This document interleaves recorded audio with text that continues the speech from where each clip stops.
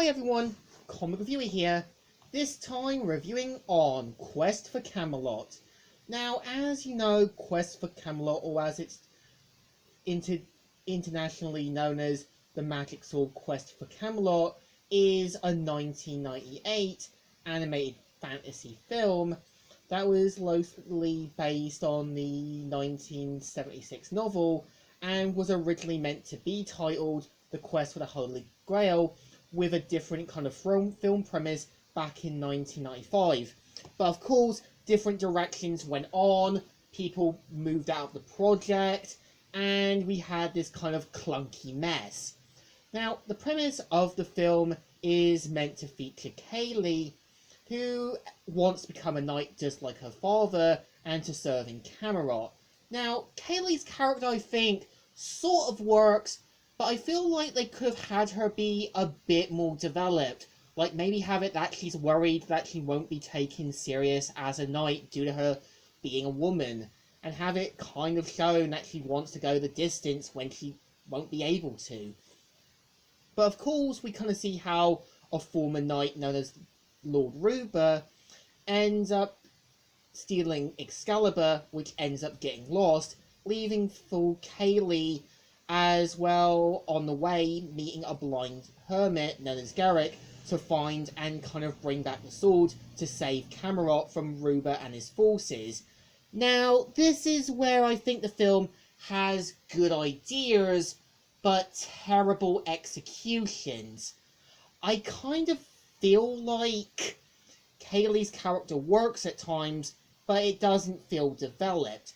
And I feel Garrick's character works at times, but really we never really get much time with him. And I feel when you have the kind of character Merlin, you could have had him come along to help find Excalibur with his pet falcon, and have him kind of be the wise mentor in the film. And I think another problem is when you got the two twin-headed dragons, they don't really work as characters, they're just added in for the comedy relief. And I feel when the characters do go in the song, some of it just doesn't really work, because when you've got Gary Oldman's villain song, it just feels like something from the Broadway play Wicked. And I think my only real favourite song has to be the song United We Stand. It really gives you this pumped up kind of United We Stand, Divided We Fall, which works as a song. But I feel if they took away the mystical creatures and everything, maybe it could have been a bit more better. And I feel we could have had more time with Kaylee and Garrick's characters, have them kind of understand a bit more about each other. I mean, when you kind of have Berserk, you could kind of understand why Casca wanted to be taken serious as a mercenary. And you could kind of understand where Guts kind of found respect for Casca.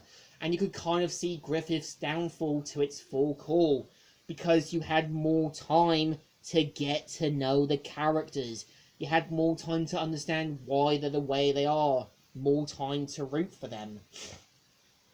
And I think at the same time that the moment where it does use the CG elements feels a little out of place at times, but it does try to balance quite well, but not completely.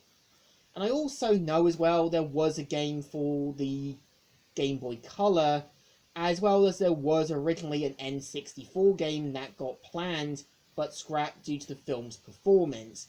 And there was even a game called Quest for Camelot Dragon Games. And I think, to me, Quest for Camelot is like a clunky mess. You have a villain who works at times, but really doesn't really feel interesting. And you've got a story that seems straightforward, but terribly executed. So I think this film definitely deserves a thumbs down. Not good, not great, and definitely not one of the best. So, Comic Reviewer here, signing out.